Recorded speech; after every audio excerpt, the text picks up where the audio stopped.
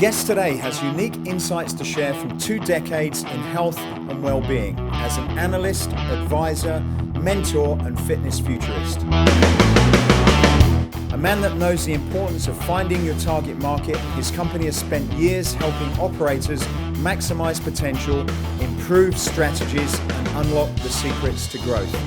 So for an understanding of the real state of the industry, please join me in welcoming Director at the Leisure Database Company, David Minton, to the Escape Your Limits podcast. So David, thanks for joining me. Didn't realise you were so close. Pleasure. And talking about wine, I was doing a bit of research on you, and the last podcast you were on, you're actually drinking wine. So I feel a bit sort of sad that I've not been able to bring it this morning. Should have brought a bottle of Amarone or something, should I? No, Californian Pinot. Oh, okay. Yeah. All right. I should have brought that over. So David, for those who don't know about you, I've known, and your name's been around the industry for a long time, with a lot of the reports that you've done. But tell us a little bit about yourself and how you ended up in the fitness industry. Yeah. Well, like most things in life, it was an accident, and then I came across the fitness industry in the early 80s and basically realised that there was no one else involved, certainly no one monitoring all that growth that was happening at that time. And then both operators, developers and the banks came to us and basically said, how do we know that there's a demand for fitness on this site? How do we know there's a demand for a fitness facility that's going to cost around 18 million to build? So that was the start of building a supply-demand model, right, and creating the latent demand reports that we produce. And then over the years, the algorithms just got more intelligent, and so it then became the norm. And so we work with lots of the public and private sector now on both development, customer profiling, site analysis. Right. So what was your background? Are you an analyst? No, I did sociology, and I thought that I'd never use it, and then of course it turns out that I use it all the time. Right.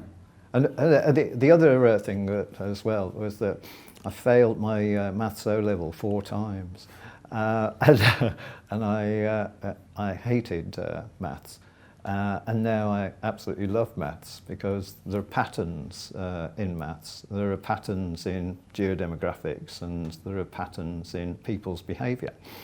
So the system sees all those patterns and monitors all those patterns. And so for the first time, I go, wow, I'm actually enjoying maths. So what was the start then? Did you tell me? So what was the first business then that you started? With a partner, we were developing radio and TV programs, and at the time we had something called the Independent Broadcasting Authority, the IBA.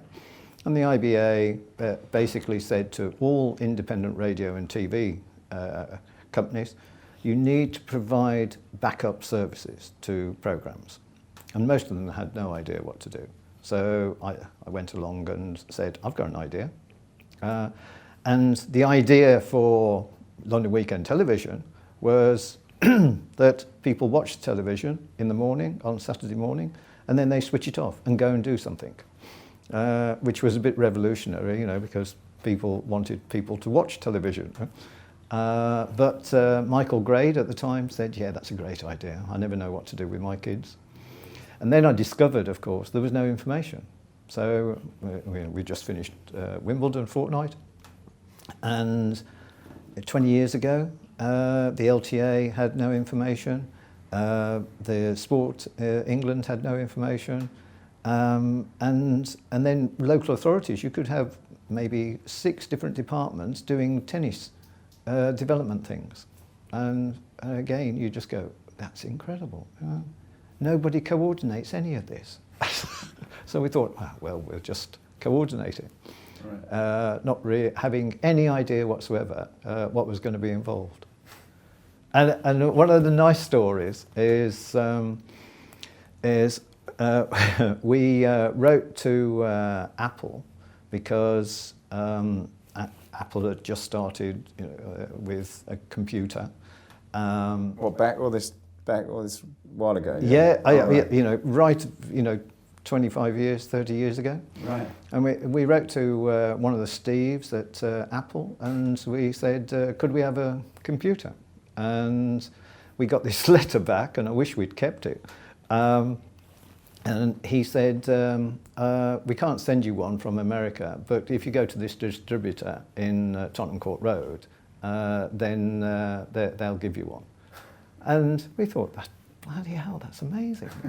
So, of course, we were promoting Apple 30 years ago on Capital Radio. Wow.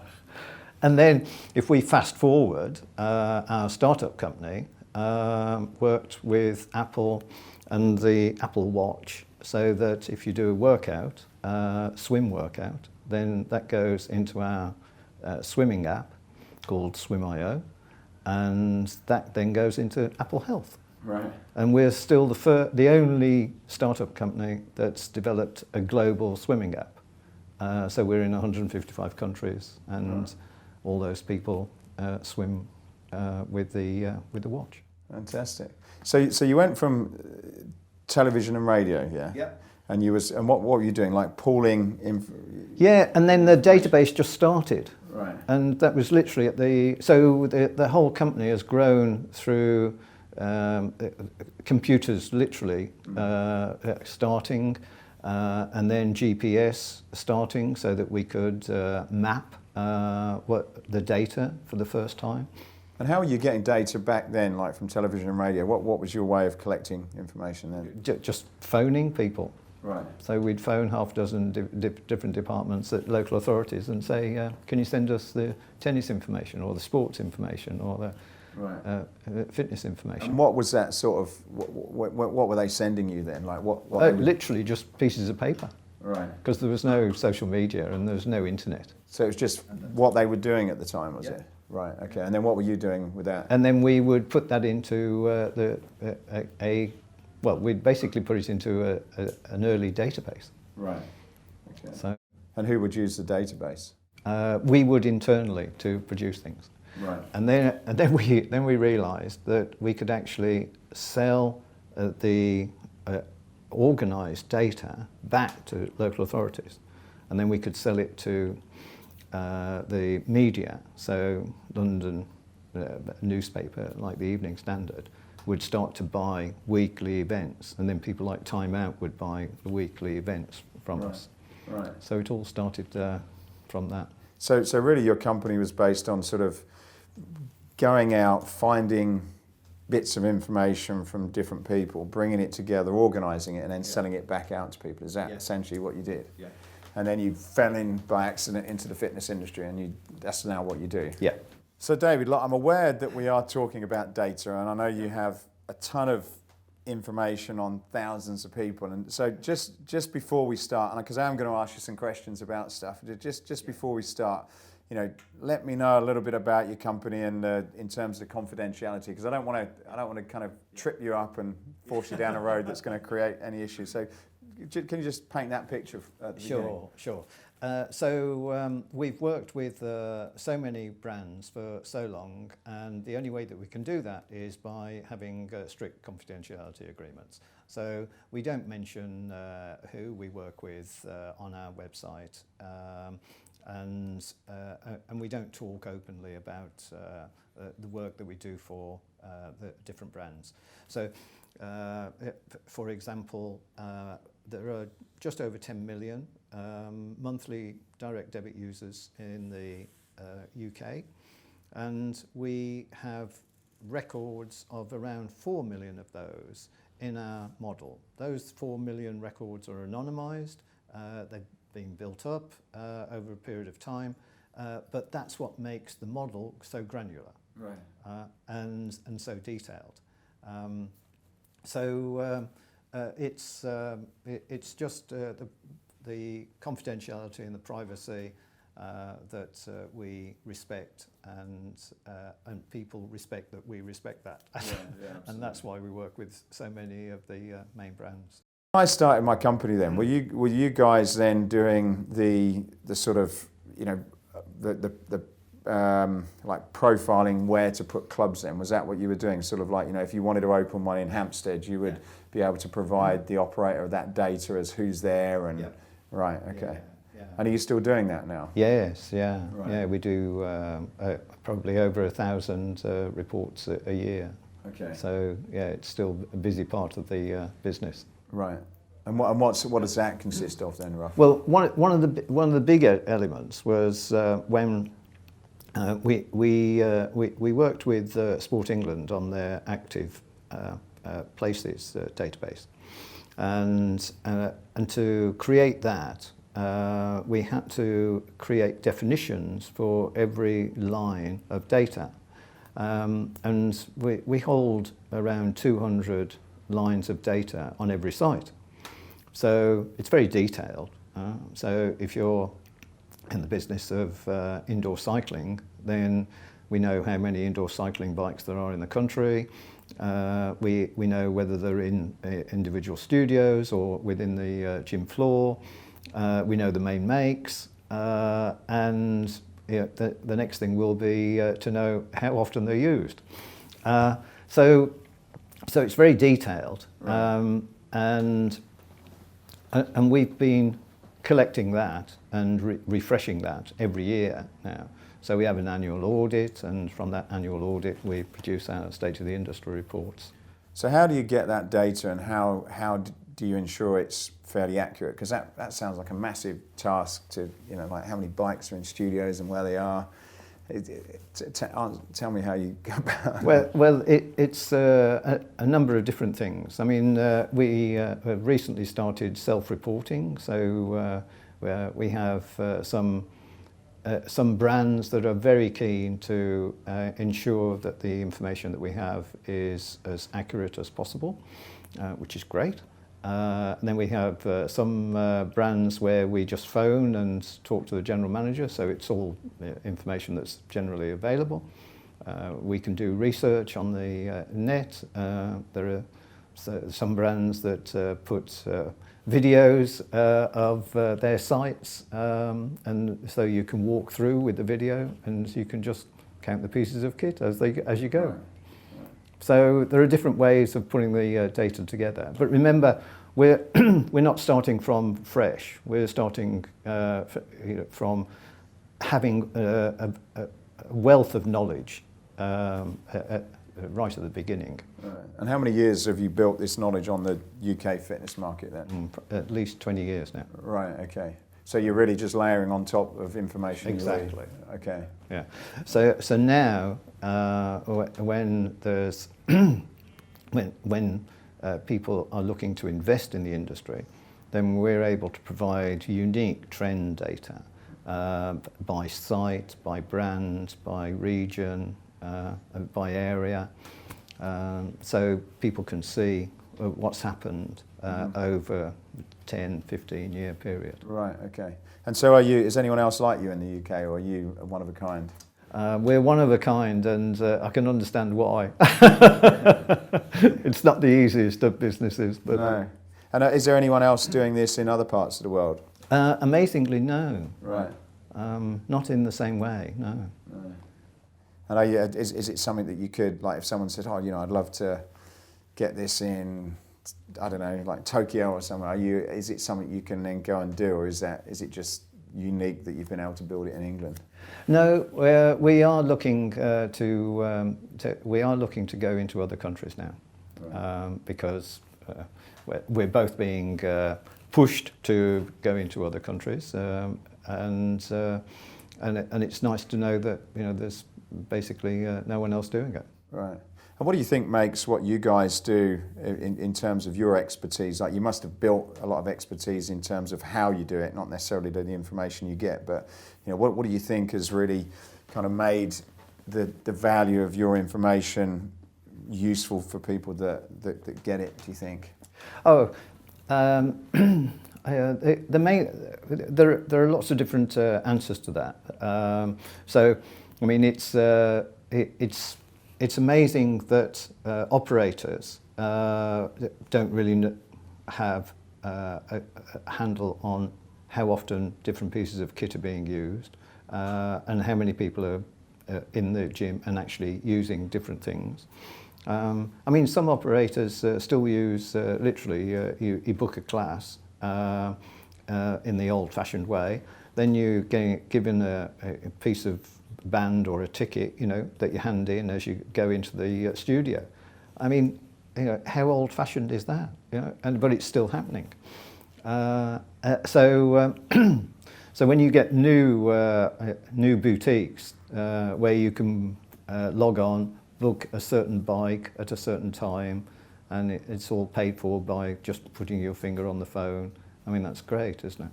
Mm. So in terms of your uniqueness, is it that you sort of capture all these different ways of people recording data, would you say? Or? Yeah, and so we're able to look at the overall market and then break that down into different activities. Right. And I guess there must be an art in kind of in translating what that data means. Is that where the sort of skill comes in? Yeah, we have a hell of a lot of data. And because when you think that there are 1.9 million postcodes in the country, and if you do a drive time around each of those postcodes, then you'd come up with a completely different type of catchment area. And therefore, the people that are living within that catchment area, each one of those 66 types would have a different propensity to participate at a low cost, a mid-market or an upper market. And so over the years, the algorithm has worked out all those propensities around the country. Right. So that's our uniqueness. So it is really this algorithm that you've created that works that out. Yeah. And I guess it's different. Like if you're in, let's say Peterborough, you know, I guess 5 minutes in Peterborough is different, or 1 mile in Peterborough is probably different to 1 mile in London. Yeah, exactly. Yeah. And it works all those things out, Yeah. does it? Yeah. Right. Okay. That's pretty interesting. So in terms of data, then, like what's your view on data? Because you read a lot of reports and articles in the industry, and everybody talks about the importance of data. You know, where do you think we are as an industry with our data? Are we really making the most of what's out there? And could we be using it? Could we be doing a better job than what we're doing at the moment? Because I guess you could class yourself as an expert in this field, aren't you? The short answer is yes, we could definitely be doing much better. I mean, generally speaking, there are too many traditional legacy CRM systems that haven't kept up with the modern technology. So when you have organizations like boutique studios coming along with their new clever technology as well, then that makes it easier for the consumer to get engaged and participate. And when you think that it's been so difficult for us as consumers to book a court, book a bike, do all the booking part of the equation. So it's been great that these new boutique studios have come along and revolutionised that. Right. And why do you think they've been able to do that, and I guess more traditional businesses have not then? And what's the consequences of not doing that then? The new people haven't had any of the legacy. Right. And also it's single focus. So it's a lot easier. But it's made traditional CRM companies completely rethink what they've been doing. Mm.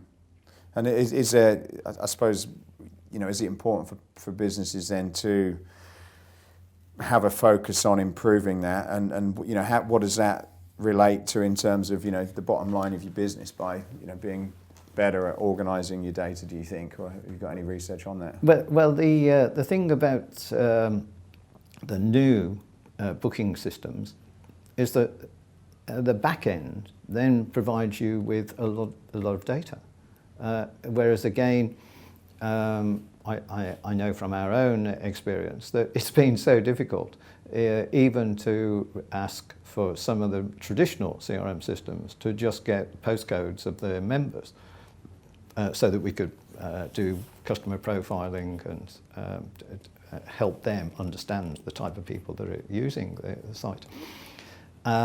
And so some people literally take weeks, if not months, to actually just get that simple information. Right. Whereas the new systems, they can just do it at a click of a button. Right. And how are they then using that? Is it more on a sort of a sales and marketing side, you know, to sort of be able to make sure they're right message to the right people, or is there other things outside of that as well? Yeah, well, it just provides you with a lot more ability to personalise the communication that you're going to have with the consumer. So I go to one boutique studio, and they send me notes about there's only 2 bikes left on Friday at the 6:30 class. Do I want one? Well, isn't that great? Yeah. Yeah. So it just gives you the ability, I suppose, to in terms of your communication with your clients, is to I guess better communicate relevant messages to them. Yeah.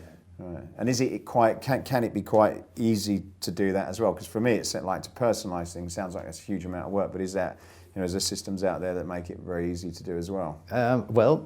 It seems like the newer systems are able to do that.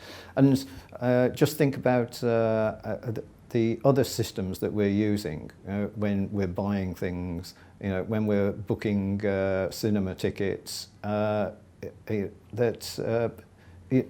people have developed systems that enable it to be very personal. So why not for the fitness? Right. And what's your thoughts then on that? Do you think that's giving these boutiques that seem to be, certainly in London, we'll come on to the report in a minute, but certainly it seems there's a lot of people in the capital that are paying quite a lot of money for a class compared to like a month's membership, I suppose, if you look at that.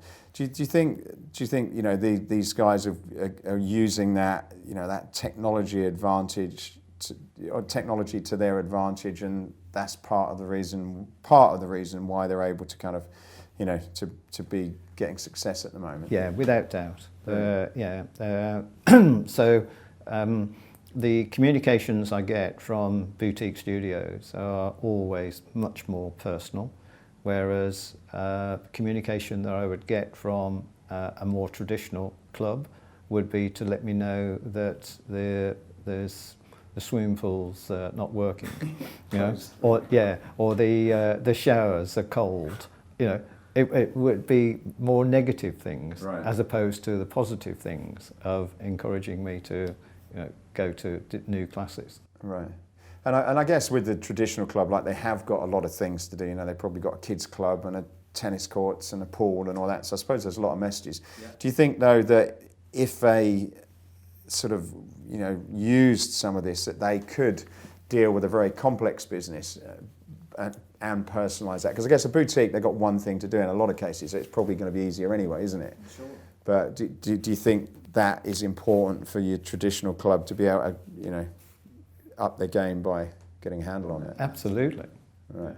Do you know any examples of people that have done that that you can share without? No, probably not. Or could you talk around examples without naming names then, I suppose? Is there anything that you've seen that you know about where they've, you know, they're doing a good job at competing from a, you know, data and technology side? Well, there are examples like GLL and their Better brand that have really pushed their CRM provider so that they're doing a hell of a lot more bookings online now. So that's a great start, isn't it? Yeah, definitely. And is it just really bookings? Is that, or does it go a lot sort of deeper in, you know, do you think it's allowing people to kind of, you know, gauge where they even go with their businesses beyond just, you know, just sort of get, you know, making the booking and the communication more simple? Well, it should be. I don't see any examples of you know, this class is oversubscribed, therefore we need, you know, to make it bigger. I don't see many examples of that, but I'm sure there are some somewhere. Yeah, yeah, because you thought that, I suppose I would think, you know, when looking at our business, you're trying to predict trends. Yeah. And I know you do that in your reports. You know, that's what you're almost doing, is you're saying, look, this is the state of the industry, this is what we're seeing. Yeah. I suppose taking that down to a business level, you know, could you have your own state of the industry for, you know, my health club chain? Yeah, absolutely. Yeah. Absolutely, yeah. And I can't understand why people don't want that. Right. You know, if I was running that sort of business, I would want more detailed analysis of usage and the breakdown of the customer base. Yeah. And what they were using. Do you do that for clients as well? Yeah. You do? Okay. But that's confidential, is it? Okay, I'm pushing you, but okay. So look, based on what you know then, if you have to give a summary, you know, where things we can talk about, you know, past, where do you think the industry's come from? So looking at your data and stuff, your algorithms kicking out, you know, how would you describe where the industry's come from compared to probably where you think we are today? You know, like sort of big trends in terms of, you know, people, what they do, where they do it, how they do it. And I know this is UK based, but what would you say is, you know, where have we come from over the last sort of 10, 15 years, and how would you describe where we are today? I think that where we've come from is a very boring fitness world. When you say boring, how did you define that? Boring as in sitting on a bike or running on a machine or using weights. And I think it's both boring, and I think that the vast majority of the consumers have found it difficult to understand as well. Am I doing this right? I mean, I've been in the business, as you know, a long time, and even I sometimes think, am I doing this right? And I remember a few years ago contacting you and saying, my personal trainer hasn't used this particular, you know, just a couple of pieces of straps. And I said to you, have you got anything that you could send it? Yeah, that's right. And you did, you know, good on you. And you did say, the brand's already got it. And I said, yeah, the brand may have it, but, you know, it hasn't been passed down to, you know, the guys working with the consumers. You know. And good on you. You gave it to me, I gave it to him. And at the end of my first year with my personal trainer, he said to me, David, I'm learning so much from you. And I thought, it ought to be the other way around. Yeah, that's right. And again, what he did was, over a couple of years, he realised his limitations. And so he went back to university. And you know, so he, over a couple of years, he did a degree and got more qualifications. And so I'm gaining from that because he's far better now. And so I think that the whole industry needs to up its game like that. So you think one of the things then is just, in the past, it was, the fitness experience was fairly boring, you know, a little bit basic. The knowledge with, you know, some of the trainers probably wasn't what it needed to be. Yeah. What about the people that were, you know, is there a difference in or do you know this, a difference in the people that were working out 10 to 15 years ago and probably are working out now? Is it the same profile of person, or is it different? Don't even know where to begin with that one, in the sense that the industry obviously has a churn factor. I don't actually think that the industry has an issue with attrition. Why do you say that? Well, you know, how many times do you go to the same sandwich shop, for example, at lunchtime? You know, you vary it, don't you? And so just because we don't go to the same one, does that mean that their attrition's dropped? Yeah? So I don't think that we actually have a real issue with attrition. I mean, it's just that we have a churn factor. We have a churn factor for lots of different reasons. But one of the main reasons is because people either don't feel that they're getting results or it's boring.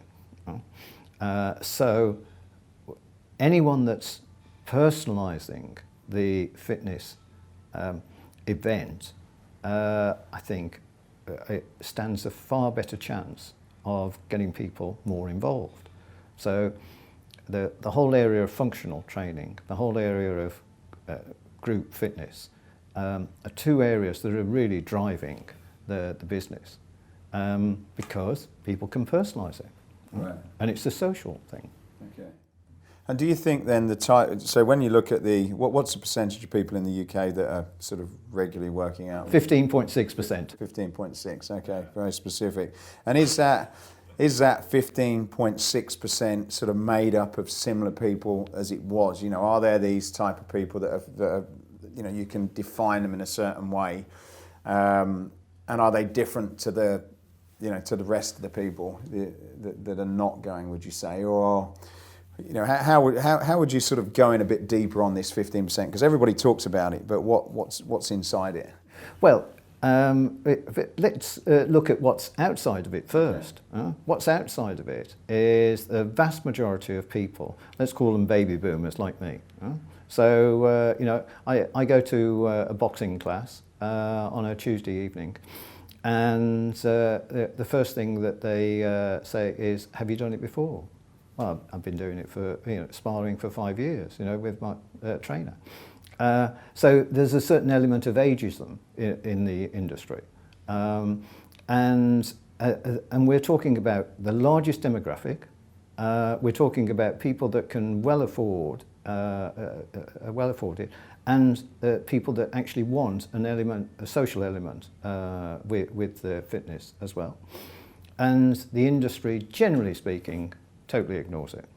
And you just go, why is that? And you know, it's nothing new. The industry have just ignored the largest demographic. Why do you think? What's your view on why you think that's happening? And just look at people like Mick Jagger. I mean, he just keeps rocking, doesn't he? I went to the Eagles concert in Dublin just last weekend, and they take it to the limit one more time, and why not? So the industry have just missed an opportunity. Why? Just if we stay on that for a second, I'll get you to kind of finish the answer. But why are we missing out on what seems obvious then? My guess is that the younger generations are an easier sell, and they're certainly probably more vain. Most of them don't need the fitness element, but are looking for other things. And so I think that just simply because it's easier, that we've left the largest demographic behind. Just because it's easier, you think? Yeah. Right. And when you say it's easier to sell to them, then why is it easier to sell just to like a younger demographic than the boomer? I think that there are too many of the baby boomers put off by young lycra, shall we call it? Right. And that's so you think there's a missing opportunity in that sort of the other area? Yeah, without doubt. Right. And do you think that other percentage are, you know, looking at some of your data, do you think these people have come and tried and gone, or do you think they're just not even attracted to even try it? Yeah, I think there's a bit of both. Right. But you've probably noticed it in the States now. You know, the Silver Surfers. Yeah. Some of them incredibly successful clubs. Yeah. And what do you think it takes to sell then the you know, that those boomers? You know, what could people think about? And I know it's probably changing their model quite a bit in some respects, but you know, what are some of the things then that you think people could do to go after that untapped part of the market? Oh, well, operators would need to completely rethink. Different lighting, different colours, different marketing, different programming. So everything would be completely different. Right. But without being condescending or, you know, speaking down to that age group, because anyone that did that, I wouldn't turn up to them, would I? Right. Yeah. Yeah. No, but I get your point. It's almost saying there's an opportunity for you to go rethink your model. Yeah. Do you think then that we're you know, this 15.6% is generally, well, you must know this. Are you saying then it's a similar type of the demographics to that 15? Is that stayed constant for quite a long period of time then? Well, to get to 15.6, we've sort of grown a little, right, and then plateaued, then grown a little more, plateaued, and then in 2012 we really started to grow because of the low cost. They really drove the participation numbers. Who do you think they were bringing in then? Again, it's just the same as low-cost airlines. So you're bringing in a completely different group of people that previously thought paying 30, 40, 50 a month was too much. And so if you're dropping the price to below 20, then, or in some cases below 10, then you can attract a different clientele. And what would that difference be? Is that more different by sort of income bracket, or is that different by age group, or anything else? No, it's just an income bracket. Income bracket, yeah. Right. Okay. And what's interesting is that with that low income bracket, even putting an extra £1 on the membership, that can have an effect on the membership. Really?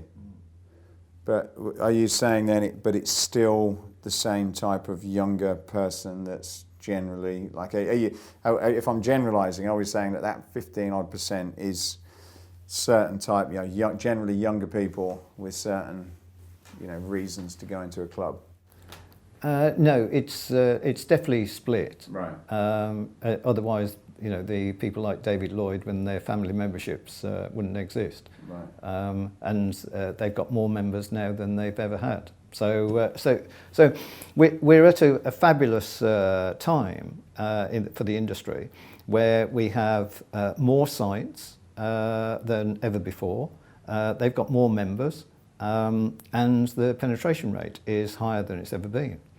So it's a great time to be in the industry, and I have been quoted as saying that we're having a golden moment. Really? Yeah, the industry is having a golden period. And why? What's causing that?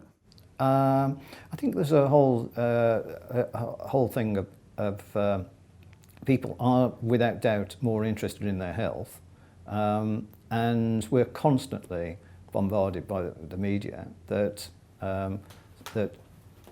some element of fitness will help with different allergies and different illnesses. So I think people are prepared to give it more of a go. Yeah. And coming back again to this 15%, and I keep banging on it. But so what is then, roughly what does that look like? So you're saying, because we're not looking after the boomers, there's quite a lot of younger people in there. Yeah. Yeah. And are you saying that there's probably too many? Or not too many, but there's compared to any other? Well, let's look at it another way. Yeah. You know? There is no reason why that 15.6% can't get to 20%. For the whole country, okay, because we're already at 20% in London. Right. And so in London, there's no reason why we can't move that to 25%, for example. Right. No reason whatsoever. Okay. And then what are you saying then is what's holding us back moving?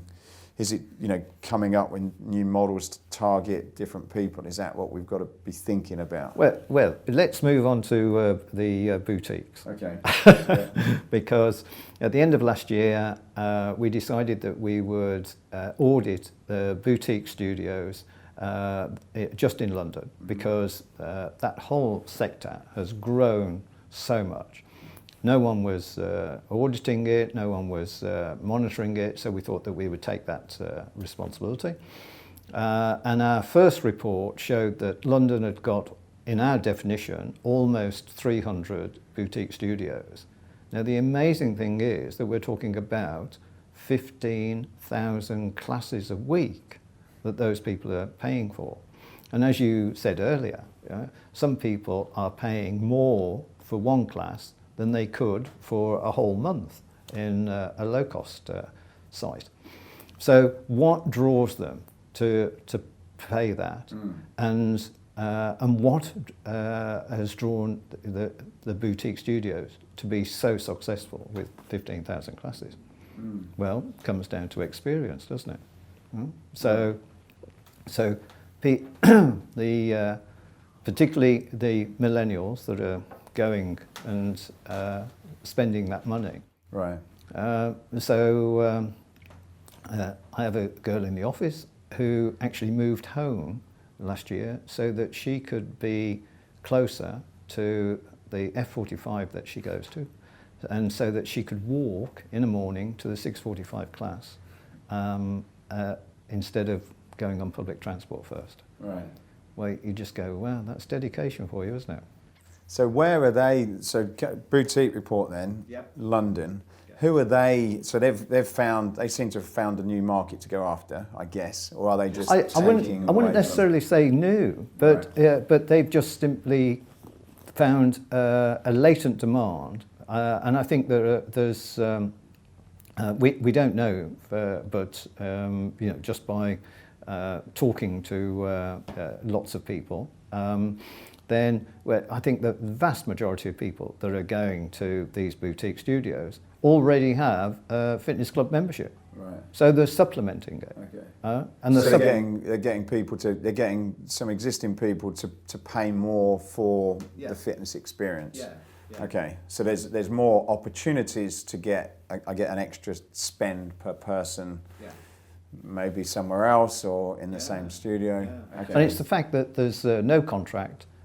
You can just pay as you go, which is interesting, of course, because the public sector have had pay as you go from day one.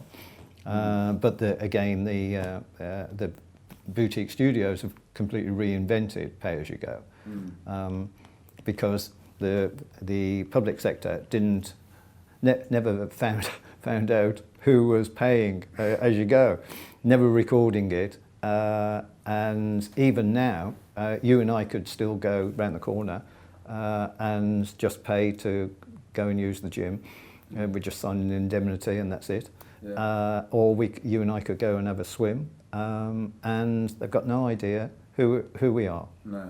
And you just go, wow, that's amazing, isn't it? That they're still not interested. Yeah. But if we were going to a boutique studio, then they'd want to know lots of detail about us, and of course how to contact us. So after that, then we're going to get communication from them. Yeah. And that communication, generally speaking, is personalised. Right. So, Matthew, you went to the spinning class last Friday. Do you want to go again this Friday? I love the communication that I still get, although I'm not there, but I still get from the studios in LA. And again, just totally personalised for me. Yeah. I wish they knew that I was in London, but but I like getting those things, from people like Cycle House in West Hollywood, it reminds me that I did a class with Nick Hounslow on a Sunday, and You know, there's one bike left for his class next Sunday. Do I want to book it? I just think that's great. Yeah. So it seems like one of the things I've certainly pulled out of this is like, you know, opportunities in businesses that, I guess, where in a lot of cases people think, you know, there's a general feeling that fitness needs to be cheaper and cheaper, which I guess there is in certain areas, in certain demographics. There's also an opportunity for people to be investing more in fitness. You know, maybe they've got a gym membership, but they want to do something different and they're looking for experience. So there's definitely an upside there. But if I'm correct in understanding you, that does tend to be more of a younger type of audience. Yeah. Would you agree? Yeah. So it still doesn't seem then, so although we're growing an extra, 5% in London, more than everywhere else, is that right? Yeah, so we've got this extra 5% in London, which I guess, you know, there probably is those people outside London, but it seems as though we're still not tapping into the biggest opportunity, which is kind of going after a new market. And would you say that that's, for me, it's like hit me straight in between the eyes, and it's like, look, you know, maybe this is the best kept secret that I've heard, but is that right? You know, does the data support it that, you know, think about, you know, there's this sort of blue ocean out there that we're not even, as an industry, even considering? Is that true? Without doubt. Without doubt. Right. And you know, as well as I do, that as you grow older, it's more important for people to be... I'm not growing older. using their muscles, you know, and all the equipment that you guys have, you know, because I love, you know, standing there and watching the activity when you put those events on at shows. Now, what if you did one of those activities with, say, 50 plus people? And in fact, I'll come and actually do one as well. You know, and would that appeal to a wider, older audience, for example? I suppose saying 50 plus, I'm 50 next year, so I don't feel... Never! I don't, and so I suppose when I think of like 50 plus is in my head, I have a picture. Yeah. But when I realise I am one, and I'm like, well, what am I interested? You know, I'm sort of, I suppose my interests are... And are you still working out on a regular basis? Don't you notice, David? Yes, of course I am. Yeah. But you know, it's, well, there we are. That's two. That's two of us. Yeah, it's a lot closer than what I thought of being. It's almost like, well, you know, am I? You know, there are lots of people like me that are really probably not being serviced out there that we don't know about, and I guess that comes on to. I'm gonna sort of move that into like. Well, let's finish it by saying 70 is the new 50. Right. Yeah. So so we're talking about... It's probably the new 30 then, isn't it? So we're talking about a hell of a lot of people in between 50 and 70. Yeah. Hell of a lot. Yeah. Yeah, when you put it like that, I can definitely believe it. You know, there's certain clubs that I don't go in just because I don't feel comfortable in there, and there's others. Even you? Yeah, and I'll work out in most places, but there's even some places that I'd rather pay, well, I have to be careful what I say, but I'd rather pay than go to something that's free, because it's, you know, it's the experience comes back in there, and yeah, hadn't thought about that, but yeah, and I suppose that goes to the fact, even regardless of your income level, you know, you'd probably stretch it to a certain level if it fits your experience, wouldn't you? Yeah, and let's take it a stage further as well. So could we start a new campaign? So I think that absolutely everyone in the country needs a personal trainer. And you know, so for example, I've just my mum's in rehab at the moment, and she spent an hour in the gym with a physiotherapist on Friday.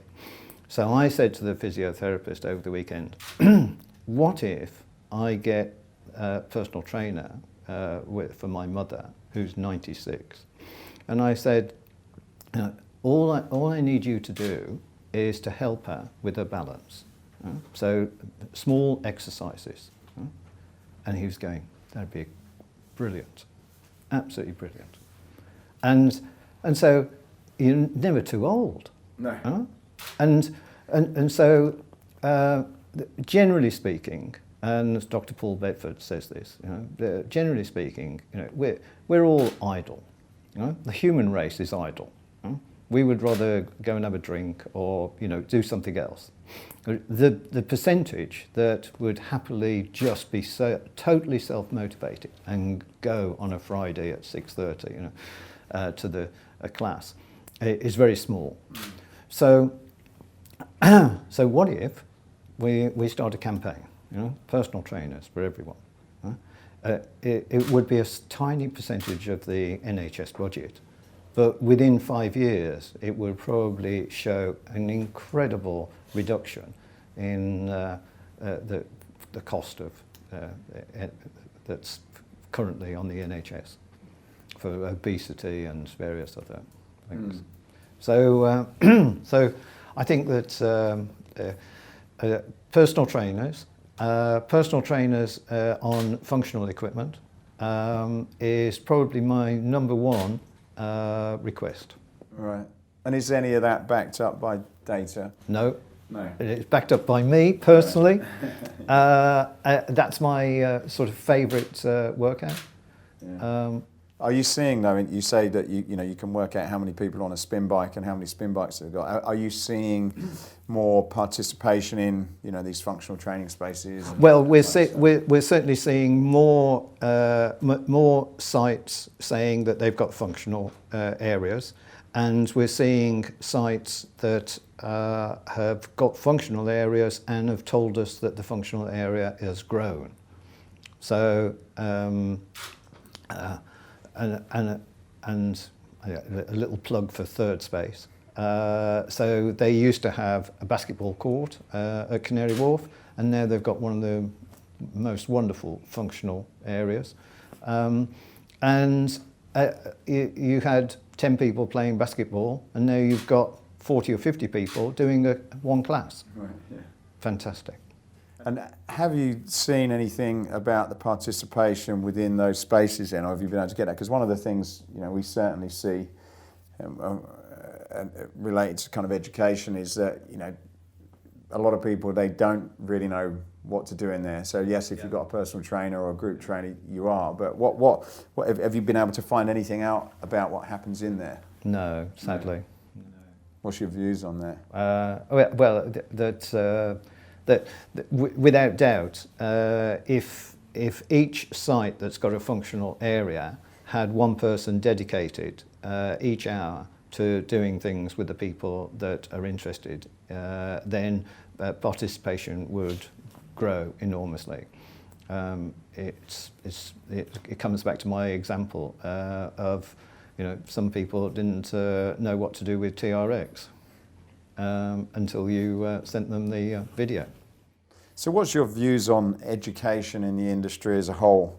Do you think and I'm not just talking about teaching someone how to use a kettlebell or whatever, but like broadly, do we do a good job, or could we improve? I think it's dreadful.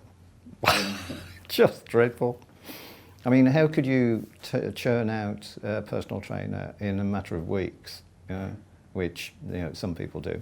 And so why would you pay, say, £40 an hour to one personal trainer and 200 to another?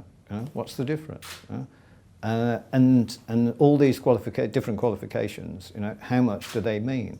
So I think that education has been both a nightmare for people that want to come into the industry, because we haven't had very clear guidelines, and I'm in the industry as well, and I find it confusing. So I just think, wow, for someone that's coming into the industry, it must be really confusing. Mm. So no, I think that sadly we haven't done a very good job so far.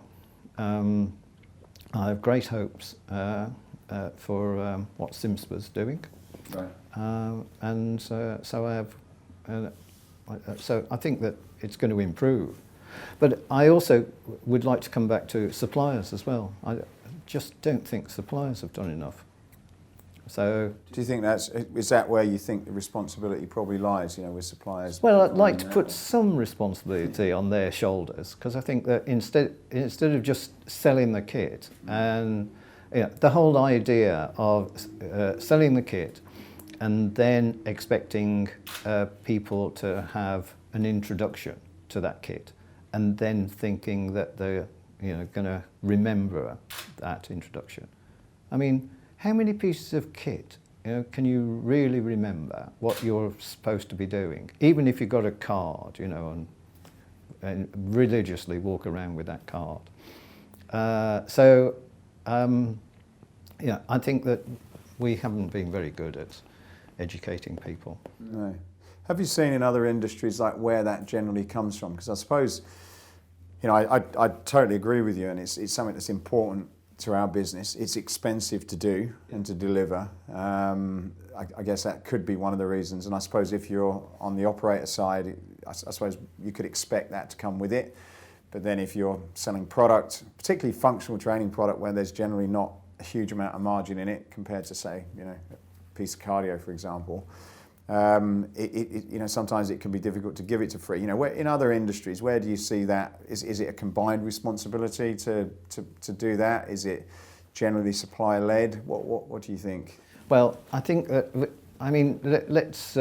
we're in a very nice branded hotel here, and it doesn't matter which country you go to with this brand, you'd get consistency.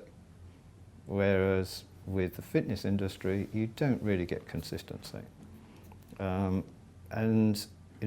travel a lot. I go to lots of different facilities, and sadly, the consistency just isn't there. And I don't know why. So to that point, would you do, in the case of here then, do you say some of the suppliers to this group would probably be contributing that, and then also the brand itself probably has a vested interest in their own education?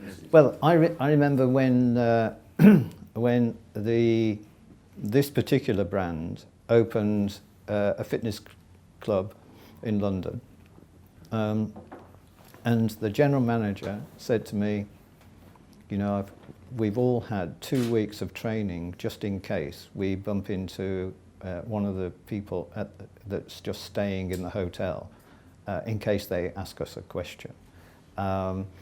So we know how to respond, we know what the answer is. And she said,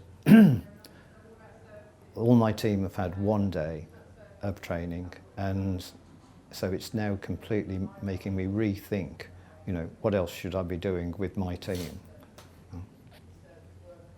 So she realised, even then, that the balance is completely out. And that's why with hotels, especially, you just get consistency. Yeah.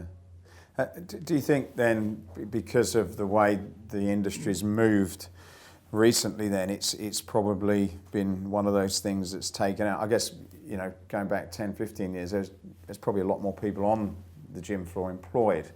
Now with certain models there's not, although I know some of them are doing a good job to sort of correct that balance. But do you think that's part of it, where there's probably less people in there, particularly if they're 24 hours, you're not going to have those people? And is there, have you seen any examples of how technology can be used to help plug that gap? Well, you have to be incredibly self-motivated, don't you, to go at 2 o'clock in the morning. Yeah. And I've seen some really good examples as well of virtual. When I was in New Zealand, 48% of all the members of one Philip Mills club use virtual. And you just go, wow, that's amazing. Again, it's so high because people accepted it from in a new club, and they accepted it from day one. Right. So, do you think part of that is how they because I've seen virtual, and I'm kind of sitting on the fence on it, but do you think it's part of how their staff interact with it, as opposed to saying, look, there you go, it's a DIY, go in and... Yeah, exactly. Yeah, the way it's promoted, and the way that they get behind it and encourage it, and then word of mouth. Yeah, I know they're a great example, because I guess they are an education business as well, aren't they? I suppose. Yeah. So I'm just going to sort of scoot back to the, we talked about this sort of 50 pluses and not being serviced by the traditional fitness industry, the fitness clubs. How do you think, or do you think there's a link into those guys maybe now being serviced by the home fitness market? So if you look at someone like Peloton, which I don't know, God knows what their valuations seem to be going all the time. Do you think people like that are now kind of saying, well, if you're not interested, we're gonna pick you up? Is that? Do you sort of have any information on that? Well, the home market is without doubt growing, and I can remember 30 years ago the home market being there, with things like Easy Rider, and then very quickly, it just becomes a clothes horse, and there are lots of homes that have got a bike, for example, and then that becomes a clothes horse as well. So Peloton opened a pop-up in Covent Garden. So we all went. We've all been probably half a dozen times now, because it's probably the most professional, where it brings together both hardware and software. So I think that's why that they have made such a difference. But of course, we've got to remember that they're only 6 years old, and they burnt just around $1 billion so far, and hence their pre-IPO valuation is around $4 billion. And they have around 1 million people that are paying them $39 a month, so that they can stream all this material. So they have they're people from outside the industry. Now, if you look at innovation, all the main innovation for any industry comes from people from outside the industry. And this is exactly what's happened here. And now the people that are investing in Peloton have invested in Facebook, they've invested in Netflix, they've invested in Spotify. So they are completely outside the industry, but they are totally consumer focused. So we can already start to see the next versions of this. So Mirror, for example, I think is just amazing. And we're going to see more links between the hardware and the software, and with clever technology. Mirror has already become very popular with so many women, and it launches here in the next few months. Right. And would you, obviously you wouldn't have data on this, but what would your guess be that they're still targeting that similar 15%, or would you think that they're attracting something other than that? Oh, I think they're attracting definitely something completely different. Really? Yeah. Well, they're talking about high net worth individuals. So the Peloton van was literally around the corner from where I live the other day, and I thought, I must find out who lives there. So affluent at the moment, yeah. Yeah, and affluent and people that have got the space. The Peloton were very clever in creating showroom spaces. So all the different rooms in a house they created in Covent Garden. So you could see what it looked like in the bedroom, in the bathroom, in the sitting room. And so that has obviously clicked with a lot of people. It'd be fascinating when they start to tell us how many people are using it, how often, things like that. What's your guess about the age profile of these people, apart from the fact that they're affluent? Would you say still that younger boutique type of person? No, my guess would be anything in between 30 to 60. Really? Yeah. Sort of moving the age up. Yeah. Which is where your opportunity exactly. in fitness is. Exactly. Yeah. And if you because the Tour de France is on, anyone that's watching that on ITV, then in the breaks there's an advert every break for Peloton. Amazing. Can you imagine like there being more affordable versions? I don't know too much about Mirror, but could you see like there being more affordable versions of being able to do that at home? Without doubt, yeah.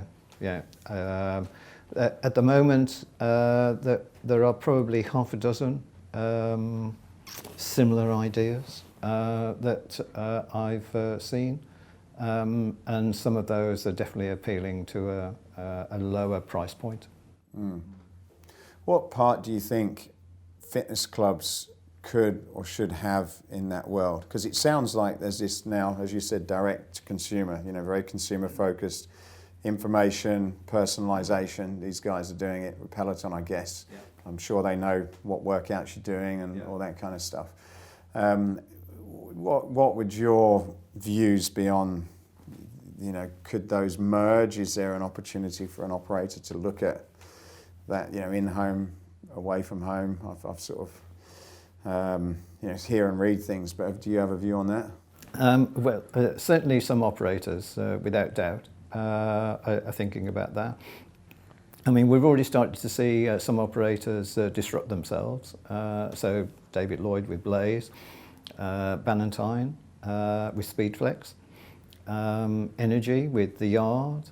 So the people are already starting to disrupt themselves, and this could be part of that disruption. But I think the key thing really is the social element. We're social animals, and we love exercising together. So I don't actually see it as a threat to the industry at all. I see it complementing it and helping it grow. And so there is nothing better than having, I mean, at the pop-up, you do a 20-minute workout and you feel really good after that 20-minute workout. Well, if you're doing a 20-minute workout at home and then you go and do an hour's workout with your mates, isn't that great? Yeah. So I suppose blending those together in some way, because when you said that, it made me think of what Amazon did. They started as an online retailer, and I don't know how successful they are, but they've got some of these pop-up bookstores where you actually go in. So they're going back to the high street after they've destroyed it and opening stores. And I suppose fitness is in a good place to probably, have those things going on, isn't it? Absolutely. Yeah, it's quite interesting. And I like I suppose, in terms of creating content, these clubs have got the ability, they're pumping out workouts all the time, aren't they? I suppose, and have locations. But then when you compare it, if Peloton have got 1 million members paying $39 a month, then if they were an operator, that would make them quite one of the big ones, I guess, wouldn't it? Yeah. Yeah, so very interesting. So the social element and social media, then you've got is it a report you've done on social media? Or? Yeah, so we realised a few years ago that social media was really important, and we also realised that the fitness industry, generally speaking, weren't doing enough. And most people would openly admit to us that they were pretty bad at social media. So we started monitoring the 4 main social media channels of all 7,000 sites. And that's how many are in the UK? 7,000? Yeah, just over 7,000. And what and we're amazed that people still have, shall we call it, more traditional social media of, say, Facebook and Twitter, whereas the high engaging social media channels of Instagram and YouTube, people almost totally ignore. I know, it's amazing, absolutely amazing. Even when you show them the difference, that people look but they don't re-engage, whereas they engage on the others. They still continue to just do the, shall we call it the older, maybe the easier social media. Right. Well, as you know, to have your own YouTube channel is time consuming. But for the bigger brands, I would have thought that it would be well worth their while creating and using. How you mix with self-content and user-generated content, I don't know. But you know, we're at early stages, aren't we, with all these things? And so you've got to employ 19-year-old kids to just help you experiment. Yeah. And with the monitoring you're doing, then, what are some of the key things that you're trying to find that's I suppose useful to know? Just their presence and awareness. Is that as far as you're going at the moment? Yeah, and also highlighting good examples, right. What works for other people, and again, it's interesting that you have organisations like Exercise for Less that had an amazing social media group, and now you know that those people have moved on, and so they've got to change as well, and it gives them an opportunity to almost recreate their social media. So everything changes so quickly. Yeah. So what have you seen that works?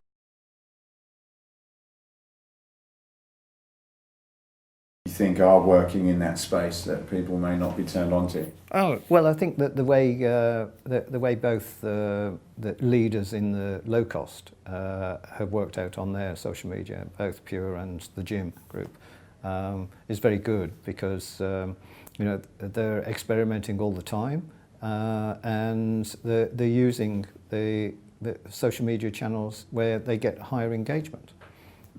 So they're happy to allow other people to have access to their channels, so the consumer, you know, can report as well, right. Which is great. What in terms of the content, have you seen any types of content that's been successful? Because I suppose you see, you know, a lot of people do stuff and now, you know, fairly boring posts of a picture or whatever, and then I guess you watch some of these young fitness instructors that are working in these places, you know, on Instagram. In fact, we was at the Ministry of Sound last week, and some of the trainers have got, you know, 20,000 people that followed them. Yeah. And I'm not saying, you know, Ministry of Sound's also got their brand, but what you see is some of the trainers in these facilities have got a much bigger following than the facilities themselves. Yeah. And I guess, you know, if you look at what they're doing, it's quite different. But have you seen anything from a company perspective about the content and information that they're putting out that's better as opposed to stuff that's not quite as good? Well, it's all about engagement, and so it's how the content engages with people, and I think that we're still at such an early stage, and it is the superstar trainers that have really taken this to heart, and they're doing great, and so in a way, you know, it's both causing confusion, but also it's great publicity for the brands. If they just link the superstar trainers to their posts. And I suppose I can see both sides of it. I can see some of the businesses being concerned? Because I suppose in the past, the instructors were probably some of the lowest paid people in the clubs. Your aerobics teacher, she weren't very well paid. I know that much. But I suppose now these people that are good, they're the ones that have got the following. Yeah. And the audience and the voice. And I suppose when they suddenly say, well, by the way, I'm now teaching here, people are going for her as opposed to the club. Yeah. Do you think that's maybe why people are probably kind of not sure about how to move that forward? Well, it's interesting, isn't it, that the people that teach Thumba, teach Les Mills classes, some of them have just got hundreds of thousands of followers. Which is brilliant. Yeah, it certainly it seems to sort of be turning things on its head a little bit, doesn't it? And I suppose now when you look at fitness influencers and people are paying them to talk about your product because they've got such influence, I suppose, maybe as you say that it's these clubs partnering with these influential people. Yeah. But again, our clubs set up to take advantage of the huge following that they've got. And if they're putting on a class, then can they expand that class? So again, years ago, I used to go up to Harrow Leisure Centre on a Wednesday just simply to see that 10,000 women on 8 badminton court sports hall, all doing step. 8,000? 8,000. You just go, that's incredible. Absolutely incredible. Now, I mean, again, we're talking about the public sector. They've just got just over 5% penetration rate. So, in theory, public sector ought to be taking advantage of the boom in all these boutique classes. Why is that then?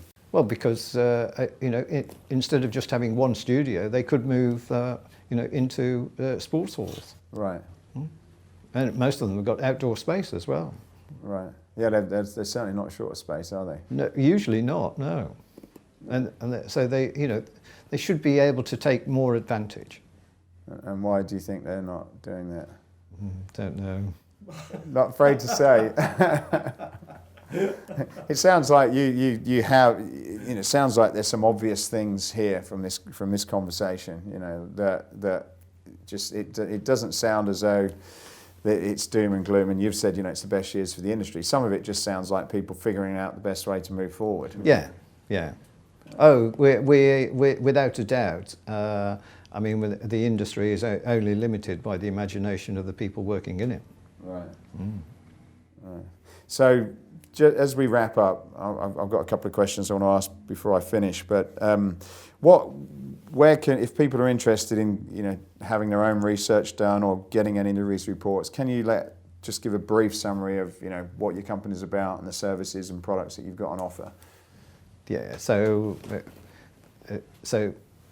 log on to Leisure Database website, and there you'll see the reports, our annual fitness report, our annual boutique report, and what most people don't know, we also do one for swimming. And on the reports for site analysis, then we do a whole sort of schedule of reports. So if people want to understand the local demographics, if people want to understand the latent demand, if people want to understand the geodemographics, then we can run different types of reports. So you don't have to take a package, you can just take what reports are good for you. And of course, if there are any venture capitalists out there that are looking to invest in the industry, then we've got all the trend data for them, and they love the trend data, so that they can see by brand and by site, by area, how things have changed over the last 10, 15 years. Right. So talking about last 10, 15 years and now the next 10, 15 years, what are some of the trends that you know, based on what you know, what are some of your trends, predictions? I guess I won't hold it to you because this will probably last for a long time, but you know, some of the things that you're seeing that are worth keeping an eye on, and you know, we've talked about a few of them, but you know, whether that's types of business, people, you know, what's going on in the locations, any things that you could probably share with people that are useful for looking at? Well, I think the biggest difference is going to be around personalisation. So personalising the product to me and you. That's what the consumer expects in the rest of their life. If they're going to buy something, then they get recommendations of what other people liked and things like that. And so the more we can personalise, the better. But to do that, we're going to need to understand more about the consumer, and we're going to need to understand more about what they currently like. But once we've done that, then the technology exists for us to personalise the product to them. Okay, and final question then, David. So Escape Your Limits is about escaping what you or others have said are impossible and going on and making it possible. Yeah. Outside of learning how to use the TRX that we gave you, what would be what would be an example of where you've escaped your own personal limits? Well, I've just got to go back to cycling. So to decide to do the étape, public section of the Tour de France, one of the hilly ones, was probably the biggest event to take myself out of my comfort zone. How far was that then? Well, the distance isn't that much Right. in the sense that it's only 150 kilometres. But you have about 5,000 metres of climbing during the day over 3 climbs. And my number 2 son just finished Marmotte a couple of weeks ago and finished on Alpe d'Huez.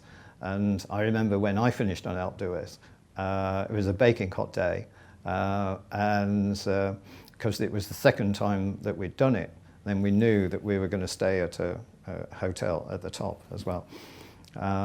But I was listening to Geraint Thomas talking about him cycling the Tour last year and how he really enjoyed it. And he really enjoyed it because he just trained for it. I mean, that was his number 1 focus. And so that's what I did. I just trained to ride one stage. And when you train for an event and you really dedicate your time for that, then you can enjoy it on the day as well. And on both occasions that I did it, I really enjoyed it. Yeah, fantastic. Yeah, sounds. It's not something I've done. 150 kilometres sounds a long way, even though you probably don't think. Yeah. Well, David, thank you very much for your time today. It's been very interesting. Pleasure. And Pleasure. really enjoyed it. Thank you.